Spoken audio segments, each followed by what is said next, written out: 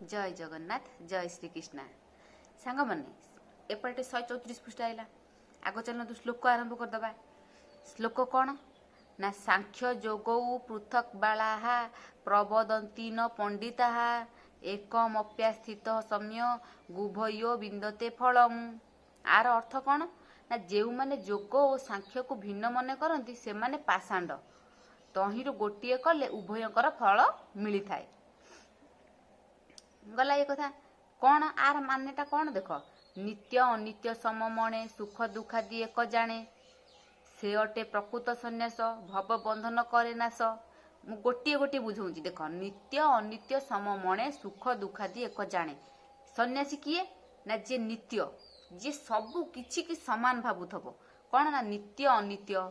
सममणे सुख दुख नित्य को अनित्य को भल माने ठीक भूल को समान भावुथबो सुख दुख को समान भावुथबो से प्रकृत सन्यास ताकू भव बंधन करे नाश। भव बंधन जेते बंधन जे सबू को समान भावुथबो सुख पड़िले भी कौन हाँ सुख पड़ी भगवान देइछंती प्रभु दुख पड़ी हसीबो भगवान तमे दुख देइछ दुख सुख दीटा को समान जे भाविबो भव बंधन करे नाश माने सबू बंधन से नाश करि परिबो से व्यक्ति से सन्यासी हो पार आ सी कौन सबू भवबंधन को सी नाश कर भगवान ये निजे कहते 134 पृष्ठ सुख दुखादि एक जाने से अटे प्रकृत सन्यास भव बंधन करे नाश।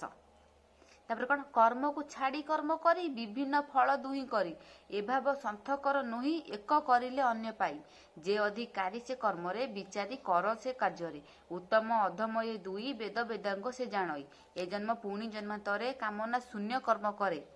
कामना शून्य भगवान सब बेले कहते कामना शून्य होकर काम कर कर्म कर कामना मन भितर कौन कामना रखनी मो पाखु जो कर्म भगवान पठे मुझे कर्तव्य भावी मु करी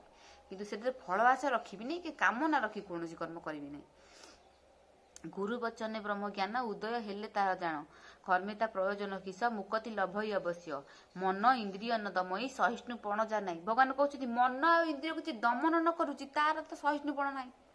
जी सही पार जहाँ पाखे धैर्य अच्छी से मन को इंद्रिय को दमन कर कहीं मन इंद्रिय जो पड़े ने से जीवन से व्यक्ति केवे जीवन कर्म करिले कर्म फल मिलिले अधम केवल। भगवान एक कथा कहले कौन ना मन इंद्रिय जे न दमई सहिष्णुपण जार ना